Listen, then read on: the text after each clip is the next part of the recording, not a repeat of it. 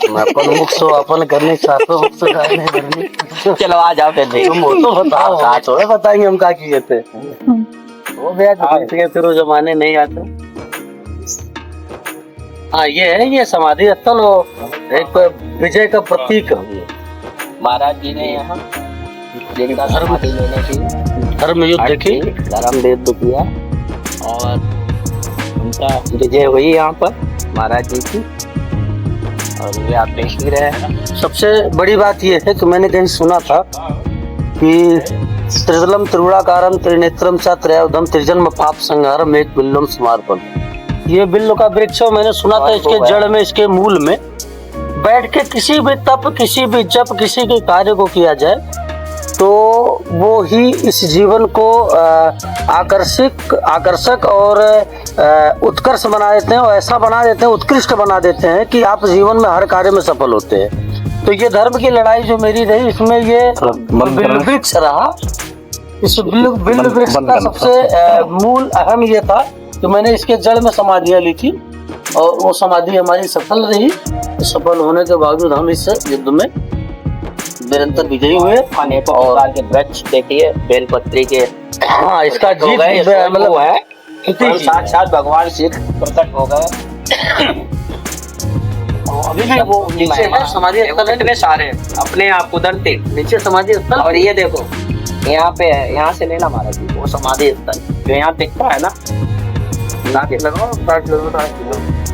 ये अंदर है, अंदर तक है, इसके अंदर है जहाँ बैठे थे महाराज जी, वो नीचे, ये नीचे पत्रे ऐसे थोड़ा हो जाते हैं। साधक के लिए कब क्या हो जाए, और कहीं क्यों नहीं हो गए इतने बीच में। एक समाधि ऐसे जिसमें दो समाधियां आ गई। हाँ कितना है कि बताओ क्या है?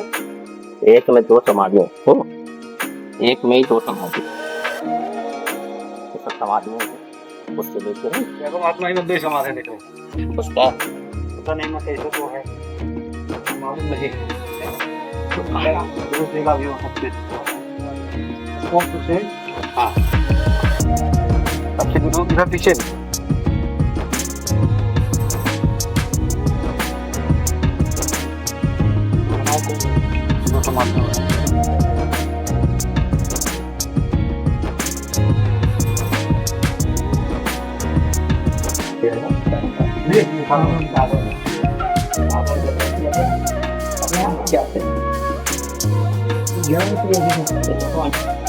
और इस स्थान की क्या महिमा है? देखो कितना बेल। ये नगर सन्यासियों का स्थान है, प्राकृत, और श्री पंचदश नाम जूना अखाड़े से जुड़ा हुआ उसकी एक शाखा है। श्री पंचदश नाम जूना अखाड़े का यहाँ पर सभापति मंगलपुरी बाबा भी काफी देख रेख करने आया करते थे, उनके ही द्वारा यहाँ पर महंत नियुक्त हुए थे राजे पुत्र। जंगल में अनेकों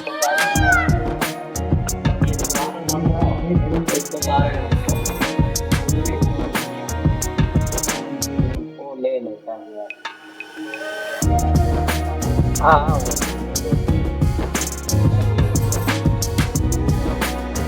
मिट गया वो, अब ये अनेकों प्रकार की पहले ईंटों से बनाया गया, गारा ईंट से वो चिनाई है। इधर लो महाराज जी देखो कितना बेल पत्थर, ये जंगल है पूरा 500 बीघा का, ये पूरा जंगल ही जंगल है। इसमें मत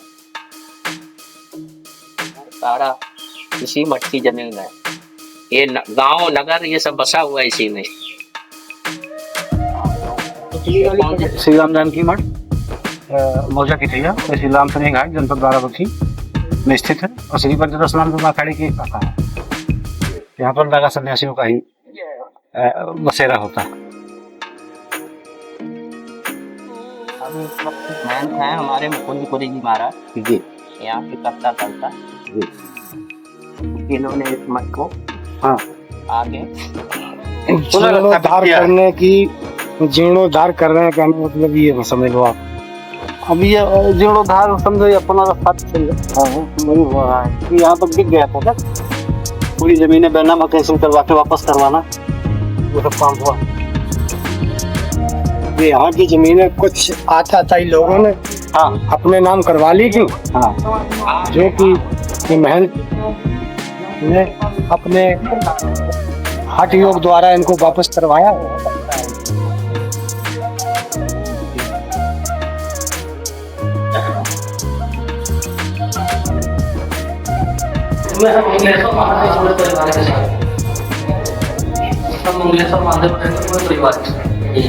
पूरा परिवार पूरा कर, इसके ऊपर रहेंगे राम जानकी, पूरा परिवार और पूरे अपने पूरे पलटन के साथ। इसके ऊपर रहेंगे दत्त महाराज और नाथों के साथ। ये पूर्ण है तो इसको ऊपर रहेगा।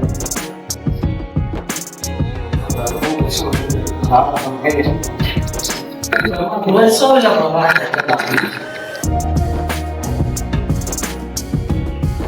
आप लोगों के साल भर दबाओ यहाँ का पूरा सब कुछ सिस्टम चेंज हो जाएगा।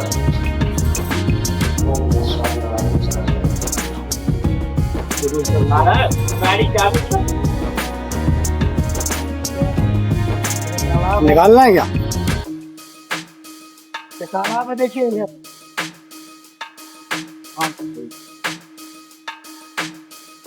मंगलवार इतवार को स्नान करने से दांत खाज खुजली सब ठीक हो जाते हैं। पूरी तरह ठीक हो जाता है। जिसको डॉक्टर भी न ठीक कर पाए हो वो यहाँ स्नान करने मात्र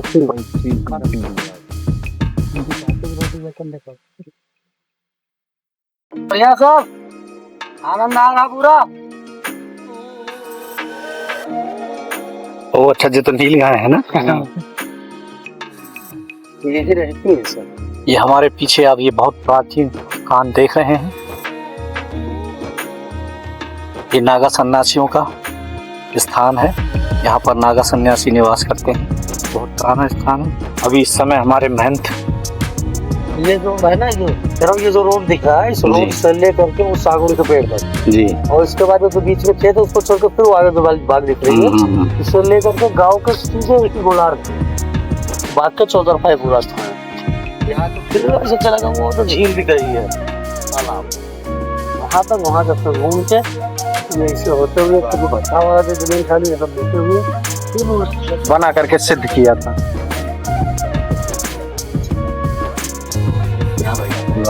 ओम नमः पार्वती पतये हर हर। आसन है जिसपे राम जानकी के अष्टधातु की मूर्तियां रहती थी। अच्छा, हाँ ये वही आसन है। ये कोतवाल मुझे यहाँ खुदाई में मिला था, बाबा हनुमानपुरी महाराज जी का है ये। और एक त्रिशूल है छोटा सा, वो अंदर रखा है। ये पत्थर यहाँ लगा था मुझे मिला।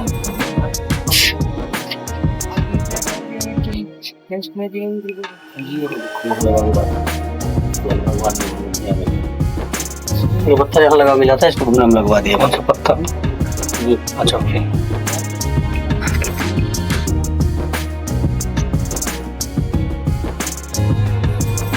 चलो 1966 पुनर्निर्माण हुआ जी, मटका महाराज सिद्ध बाबा दुखरनपुरी महाराज महाराज जी। ये मीठा दुगना शुरू हो गया धीरे-धीरे। हमारे ये माता जी की मूर्ति देखिए, यहाँ प्राचीनतम ही मिली थी मूर्ति। नीम का पेड़ यहाँ पे नहीं जाता। नीम का पेड़ यहाँ पे कभी कदमों नहीं होता। और ये वो नीम का पेड़ है, वो मानता है बहुत पहले मठ चौतरफा नीम से गिरा, केवल नीम से गिरा था। नीम, पीपल, बरगद, मतलब वो किडनी से तो काटने के काम नहीं। सफेद दाग की दवा भी यहाँ पे है। दीवारी सारी बिजनेस को मैं जो है सफेद दाग की दवा, मैंने सारी पेंटिंग करवा के लगवा दी है। यहाँ पे चीजें आज भी शाम वाम को अपने आप शिगरा पलटवाया जाएगा ना। नहीं सब यहाँ चकबंदी आप दिन मट्ठे पर जितने 60 साल पलटेगा ना, लेकिन सबकी बत्ती घुस जाएगी। पिछवाड़े में ध्यान रखें, पूरी तरह पल जाएगा चकबंदी आप सुप्रीम कोर्ट का, जिसमें कुछ ऐसे मुद्दे हुए थे जिसमें व्यक्ति विशेष संपत्तियां जो थी वो महंतों के नाम थी। और तो ये मामला जब कोर्ट में पहुंचा तो कोर्ट ने इसको संज्ञान में लिया और ये कहा कि महंत को अधिकार नहीं है कि किसी के आस्था के साथ खिलवाड़ करे। क्योंकि व्यक्ति ईश्वर के नाम पे महल को दान देता है। हो सकता है किन्हीं कारणवश संपत्ति को दान का तरीका महल के नाम के थ्रू ही करना पड़े। इससे क्या होगा कि संपत्तियों का क्या बोलते हैं, उन्हें हिल रहे हैं, ये हम तो नहीं करेंगे, ये राज्य सरकार करेगी।